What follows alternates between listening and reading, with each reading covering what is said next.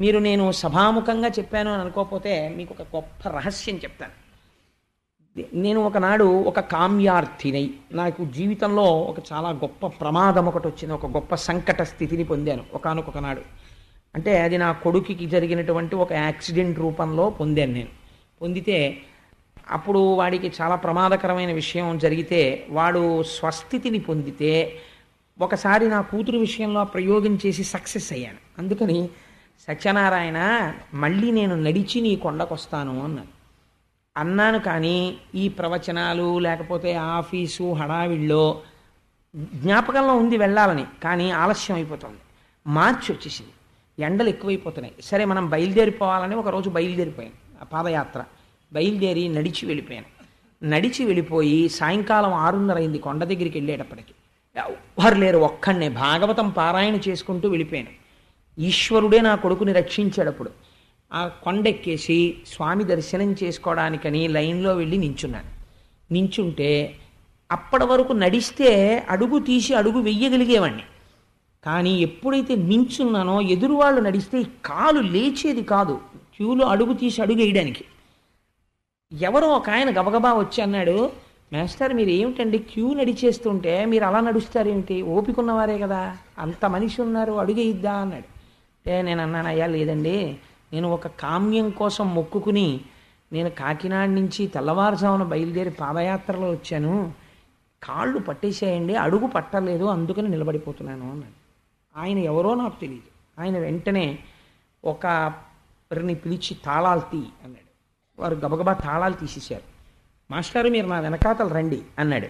అని చేయి పట్టుకుని నేను ఆయన అయ్యా మీరెవరు అని అడుగుదామంటే కుదరట్లేదు. అడుగులు వేసుకుంటూ తీసుకెళ్ళి తిన్నగా సత్యనారాయణ స్వామి వారి అంతరాలయంలోకి తీసుకెళ్ళి వీరి గోత్రనామాలతో పూజ చేయండి అన్నాడు. వాళ్ళు గోత్రనామాలతో పూజ చేసి నాకు ప్రసాదం ఇచ్చారు. ఆ పువ్వులు అవి నిర్మాల్యం ఇచ్చారు.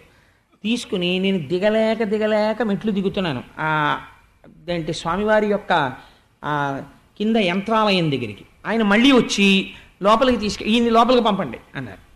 అంటే వాళ్ళు పంపించేశారు. ప్రదక్షిణం చేసిరండి మాస్టారు అన్నాడు. చేసేసి వచ్చేసాను. మళ్ళీ చెయ్యట్టుకుని ఆయన కనపడ్డ వాళ్ళందరూ ఆయనకి నమస్కారం సార్ అంటున్నారు. ఆయన ఎవరో అడుగుదామంటే నాకు కుదరట్లేదు. ఇలా తీసుకెళ్ళి ఆయన నన్ను ప్రసాదాలు కొనుక్కునే దగ్గరికి వెళ్ళి కూర్చున్నాను. లేచి వెళ్ళి టోకెన్ కొనుక్కుని ప్రసాదం కొనుక్కోవడానికి ఓపిక లేదు. ఆయన అన్నారు, ఏమండి మీరు ప్రసాదం తీసుకోవాలేమో అన్నారు. అవునండి అన్నాను. ఆ డబ్బులు ఇలా ఇవ్వండి నేను తెచ్చి పెడతాను అన్నారు. నేను డబ్బులు ఇచ్చాను. ఆయన ప్రసాదం ప్యాకెట్లు తెచ్చి నాకు ఇచ్చేశారు. మాస్టారు ఒక కప్పు కాఫీ తాగండి అని వెళ్ళి ఒక కప్పు కాఫీ తెచ్చి ఇచ్చారు. కాఫీ తాగాను. తర్వాత ఆయన అన్నారు, ఖచ్చితంగా అదే సమయం నా కొడుకుకి యాక్సిడెంట్ అయినప్పుడు ఏ మంత్రం వినపడిందో నేను ఏ మంత్రం గురించి వ్యాఖ్యానం చేద్దామని హనుమ గురించి నమస్తే వాయోత్వమేవ ప్రత్యక్షం బ్రహ్మాసి అన్న దానిలో వాయుపుత్రుడిగా చెప్దామని మా దొరగారింటికి వెళ్ళా.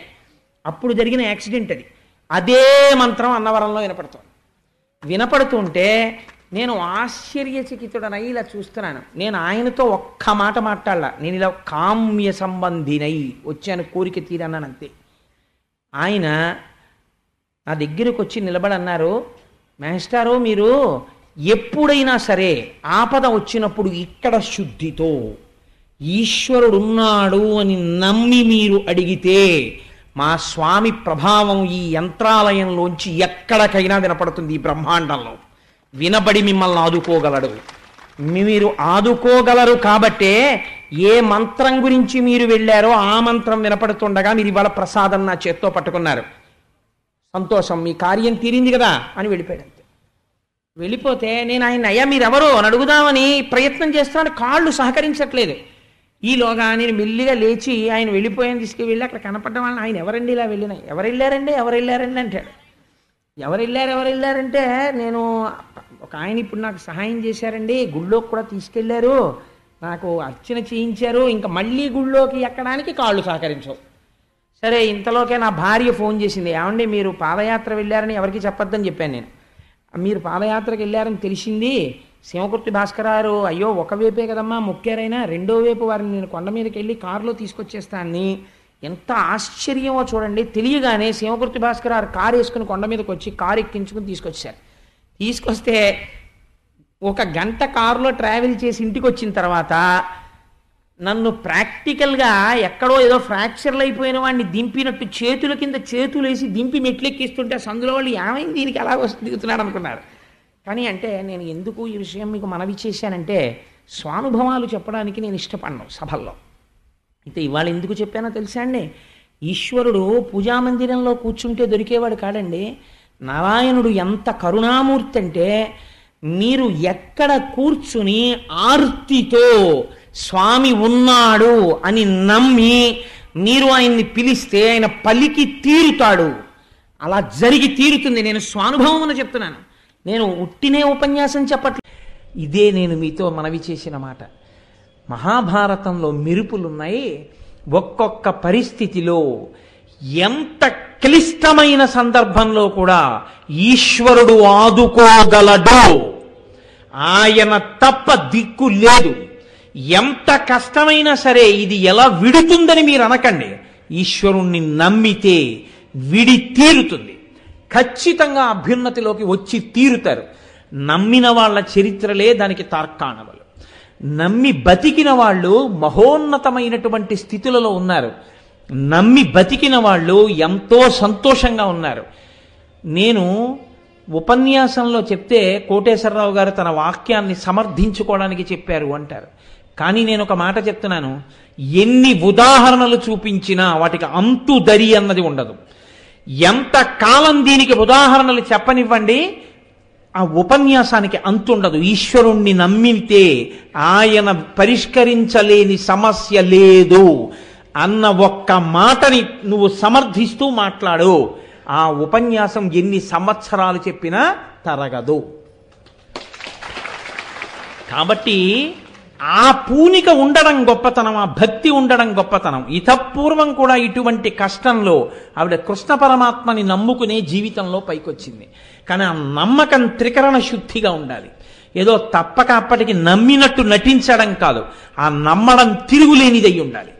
అలా తిరుగు లేకుండా అది నువ్వు యాదృచ్ఛికంగా అనుకోకుండా నువ్వు నమ్మి ఒక్క మాట అన్నా చాలు, ఆ మాట నిన్ను కాపాడి తీరుతుంది. నేను పైకి చెప్పలేక కక్కలేక మింగలేక సతమతమైపోతున్నాను, కానీ యథార్థం మీకు ఆవిష్కరిస్తున్నాను. ఎన్నో మార్లు మీకు చెప్పాను, మీలో పెద్దలు ఎన్నో మార్లు విన్నారు. ప్రత్యక్ష ఉదాహరణ నా ఇంట్లోనే ఉంది. చిన్నతనంలో 2-3 ఏళ్ల వయస్సులో ఉండగా నా కూతురు తాతగారు వచ్చారని పరిగెట్టుకుంటూ తాతగారండి అని ఇలా నాలుక బయట పెట్టి పరిగెత్తినప్పుడు ఇల్లు కడిగితే పీచు వెనక్కి వెళ్ళి గడప మీద పడిపోతే నాలుక మధ్యకి తెగిపోయింది. ఇంత ముక్కతో నాలుక వ్రేలాడుతోంది. నేను ఆనాడు పిల్ల విపరీతమైన తెలుపుగా ఉండేది. ఆ పిల్లని పట్టుకుని ఒక డాక్టర్ గారి దగ్గరికి తీసుకెళ్లేటప్పటికే ఒళ్ళంతా నెత్తుటి మయం, నాలుక ముక్క ఇంతే పట్టుతో వ్రేలాడుతోంది. నేను చెప్తున్న ఈ మాటలు కుట్టిన డాక్టర్ గారు కూడా వింటారు. ఒకనాడు కోటేశ్వరారు ఈ సందర్భం చెప్పారే అనుకుంటారు. ఆ నాలుక తెగిపోతే ఒక డాక్టర్ దగ్గరికి తీసుకెడితే ఆయన అన్నారు, అయ్యో బాబోయ్ నేను చూస్తూ కుట్టలేనండి, ఇంకెవరి దగ్గరికన్నా తీసుకెళ్ళండి అన్నారు. ఒక మహానుభావులు తండ్రి కొడుకులు ఉండేవారు ఆ రోజుల్లో. ఎంతమందిని ఎంతో ఆప్యాయంగా చూసేవారు ఆ డాక్టర్లు. ఆ పెద్దాపురం ఊళ్ళో నేను ఉన్నప్పుడు నేను ఆ డాక్టర్ గారి దగ్గరికి తీసుకెళ్ళి, డాక్టర్ గారు ఇలా నాలుక తెగిపోయిందండి అంటే ఆయన అన్నారు, రాజమండ్రియో ఎక్కడికో తీసుకెళ్లాలండి, ఇప్పుడు ఈ నాలుక కుట్టడం కష్టం, ఎనస్థీషియా ఇస్తే ఈ వయసు పిల్లకి పక్షవాతం వస్తుంది, పైగా నాలుక ఇప్పటికే కొద్దిగా నీలంగా అయిపోతుంది, ఇక కుట్టడం కుదరదు, ముక్క కత్తిరించేస్తాను, కానీ ఇక జీవితంలో ఈ పిల్లకి మాట రాదు అంటే నేను అన్నాను, అలా కత్తిరించేయడం అనేటటువంటిది నేను తట్టుకోలేను డాక్టర్ గారు, ఎలాగోలా కుట్టేస్తే అన్నాను. ఎలాగో అలా కుట్టేయడం అంటే నోరు బద్దలు తీసి పట్టుకుంటే ఏదో చెప్పు కుట్టినట్టు కుట్టేయాలంటేనండి అన్నారు. అంటే పిల్ల ఏడుపు. అప్పుడు మా ఇంట్లో ఒక బంధువు ఉండేవాడు, ఇంజనీరింగ్ చదువుకుంటే, ఆ పిల్లవాడిని పట్టుకోమంటే వాడు నోరు తెరిచి పట్టుకున్నాడు, గట్టిగా 3-4 ఏళ్ళు తెరిచి పట్టుకుంటే ఏదో కుట్టేశారు. తిత్తులు కింద వచ్చేసింది నాలుక. వచ్చేవాళ్ళు వెళ్ళేవాళ్ళు, పడిపోయిందంటే పిల్ల అండం రావడం, ఏదమ్మా నోరు తెరు, ఏది నాలుకేది అండం. అది భయపడిపోయి అసలు నోరు తెరవడం మానేసింది. నోరు తెరిచి మాట్లాడకపోతే పర్లేదు, తాగడం ఎలా తినడం ఎలా. 3 రోజులు అయ్యేటప్పటికీ పిల్ల ఇలా అయిపోయి చిక్కి శల్యం అయిపోయి ఏడుపు కూడా మానేసి కోడిపెట్ట అరిచినట్టు అరిచేది. నేను మనసులో నిర్ధారణ చేసుకున్నాను, ఈ పిల్ల మనకి దక్కదు, ఇది వెళ్ళిపోతుంది అని. ఒకనాటి రాత్రి పడుకుని ఉండగా పిల్ల కుయ్యో కుయ్యో అంటోంది. ఏమిటా అని లేచి చూస్తే దాని నాలుకకి అడ్డంగా అనిపించి కుట్టిన నరం పట్టుకు లాగేసింది. లాగేస్తే ఆ నాలుకకు ఉన్న నరం ఊడిపోయి మళ్ళీ ఆ ముక్క ఊడిపోయి అది వేలాడుతోంది. మళ్ళీ నెత్తుటి వరద. చిత్రం ఏమిటంటే ఆ స్థితిలో తప్ప ఏడుపు కూడా లేదు. అంటే అప్పటికే అది ఆ స్థితిలోకి వెళ్ళిపోయింది. నేను ఆ పిల్లని ఎత్తుకుని రాత్రి 1:00-2 మధ్యలో మళ్ళీ ఆ డాక్టర్ గారు తలుపు కొడితే ఆయన పాపం నిద్రలో లేచి వచ్చన్నారు. ఇంకెందుకు కోటేశ్వరారు, ఇంకా నాలుగు అంటుకోదండి, ఎందుకు ఈ పరిశ్రమ, ఇంతకన్నా పిల్ల ఏమైనా కొంచెం తినడం తాగడం జరుగుతుందేమో, కత్తిరించేద్దాం ముక్కన్నారు. మీకు ఎలా తోస్తే అలా చేసేయండి డాక్టర్ గారు అన్నారు. ఎందుకంటే ఇంకా అది బతుకుతుందన్న ఆశ నాకు లేదు. మళ్ళీ పాపం ఈ పిల్లాడే వచ్చాడు, మళ్ళీ నోరు తెరిచి పట్టుకున్నాడు, మళ్ళీ తిత్తులు కింద మళ్ళీ కుట్టేశారు. ఆయన ఎందుకో ముక్క కత్తిరించేస్తానన్న ఆయన కుట్టేశారు. కుట్టేస్తున్నప్పుడు పిల్లకి తెలివితో ఉండగా కుట్టేస్తున్నారు. నేను ఆ బయటే కూర్చున్నాను. రాత్రి 1 వేళ ఎవరు లేరు, నిషీధి. పిల్ల ఏడుపు కుయ్యమంటూ చెవుల్లో పడుతోంది. నా ప్రయత్నం లేకుండానే నా కన్నుల వెంట ధారల కింద నీళ్లు కారిపోతున్నాయి. నేను ఇలా తలెత్తి చూసేటప్పటికి ఇంతంత మీసాలు పెట్టుకుని సత్యనారాయణ స్వామి కనపడ్డాడు అని. నేను ఆ నవ్వుతున్న ఆయన్ని చూసి, ఏమిటా వెకిలి నవ్వు, ఏమిటా మీసాలు, ఏమిటి, దేనికి, ఏమి సాధించానని. నీవు ఈశ్వరుడవు కనుక, సర్వసమర్థుడవు కనుక, పుట్టినదాదిగా నిన్ను నమ్మి ఉన్నాను కనుక నిన్ను నేను ఒక వరం అడుగుతున్నాను. నీవు ఈశ్వరుడవు, నువ్వు చెయ్యలేనిది ఒకటి ఉంటుందని నేను అనుకోవట్లేదు. నీవు అనుగ్రహించగలిగితే నా కూతురు నాలుకని కృప చెయ్యి. నేను ఆమె పడుతున్న బాధని, నా శరీర బాధ అంత పడకపోయినా ఒకలా పడతాను. పెద్దాపురం నుంచి అన్నవరం కొండకి నేను కాలినడకనొస్తాను, వచ్చి నీ దర్శనం చేసుకుంటాను. నా కూతురు నాలుకని మళ్ళీ కృప చెయ్యను. మీరు నమ్మండి నమ్మపోండి, 2 రోజుల తర్వాత పిల్ల కొంచెం తాగేది, కొద్దిగా అన్నం తినేది. ఒక 10 రోజులు పోయిన తర్వాత నేను ఎన్నడూ ఇహ నాలుక వంక చూడలేదు, భయం చేత. అదని మాట రాదు సరిగ్గానని.